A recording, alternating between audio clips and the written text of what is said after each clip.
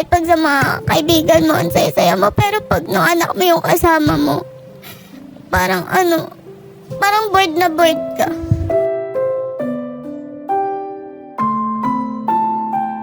Okay, ngayon, Ma'am Liza, may reklamo kayo sa dating kinakasama, na si Opo. Patrolman Howard. Opo. Ano pong problema? Bigla na lang po siya nakipaghiwalay sa akin. Dapat po, may plano na po kami magpakasal this October po. Isang iglap na lang po, biglang ayaw na daw niya, pagod na daw siya. Tas yun. Anong reason? Sabi lang po niya, pagod na daw po siya. Hindi po niya ako binigyan ng talaga specific na reason kung May anak bakit. po kayo. Opo, 4 years old po.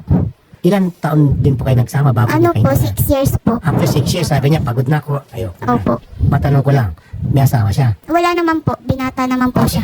Kumusta naman ho siya? Nung okay pa kayo? Okay naman po kami dati kasi kada off pa nga po namin sa lumalabas po kami. Lagi po kaming may banding po. Tapos yun po, bigla na lang isang iglap. Pagod na Ayun. daw siya. Pasok po kayo, Patrolman. Good afternoon. Kanina maganda mga sinasabi niya. Nung una raw, okay naman daw kayo. Ready na sana kayo magpakasal, sabi niya. Opo, this October po. This October. Nakapagpa-reserve na po kami ng mga sa venue po, sa food, Uy, sa makeup ko po, ganun. Naghanap na lang po ako ng gown. Tapos dapat po magbubuk na rin yung ate ko nun pa uwi, galing UK po. Tapos yun po, sinabi ko na hindi natuloy. biglang natakot si Patrolman. Umatras. Siguro po. Regarding po kasi doon, ako na lang po talaga yung napagod. Bakit ho kayo napagod sa relationship? Ninyo. Hindi ko naman sinasabing nagkulang siya sa akin. So hindi siya nagkulang? May sa pagiging magulang siguro sa bata, never siya naging kulang. Siguro na pressure lang po talaga ako dun sa... Kasi... So, ako as partner, nagbigay din ako ng assurance dun sa side niya. Parents niya.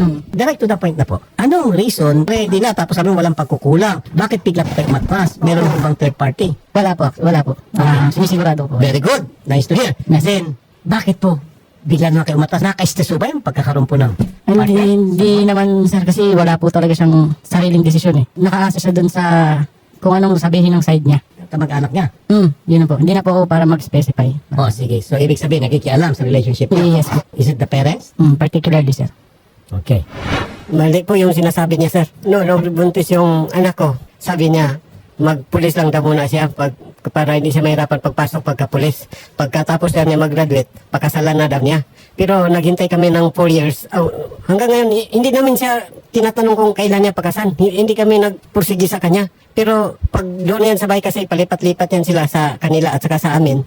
Pag nasa amin siya, sobrang entertain namin sa kanya. Wala siyang masabi. Pero nung bigla lang nga siya ganun nga nagdesisyon na sawa na daw siya. Pero tanungin mo siya kung ano bang prinisyon namin sa kanya.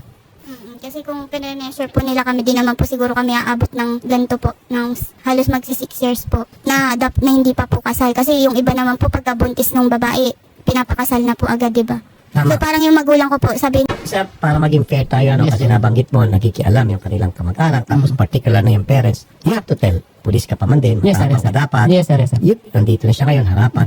Sabihin mo sa kanya kung ano yung ginagawa nilang pakikialam sa inyo at isa sa mga dahilan kung bakit ikaw ay umatras. Kasi may mga point na pag nag-uusap kami, pag sinasabihan ko siyang bumukod na kaya tayo. Kasi ang lagi niyang sinasabi sa akin na hindi ko kaya, hindi pa namin kaya kasi nga wala akong sapat na income. Yun kasi yung nakikita niya sa akin eh. So actually nakabukod naman kami. Hindi ka pala, so may iba nang tinitira nyo. Yes po, doon sa side ko na po dito na po sa sir ko. Ayaw niya na magbukod kayo. Gusto niya pero malapit pa rin sa poder ng parents niya. kasi po wala pong maiiwanan doon sa anak namin. Kumbaga kung malapit po sa side ko, pwede pong iwan doon yung anak namin kasi parehas po kami halos stay in sa work. Kaya yun po yung ko, pinupunto ko. Tapos sabi ko, kung gusto naman niya na kunwari maging full-time mom po ako, pwede naman sana. Kaso nga lang, hindi po sasapat yung kita namin dalawa. Kasi parehas naman din po kami na nagsusupport pa sa family namin. Ayun naman pala sir eh.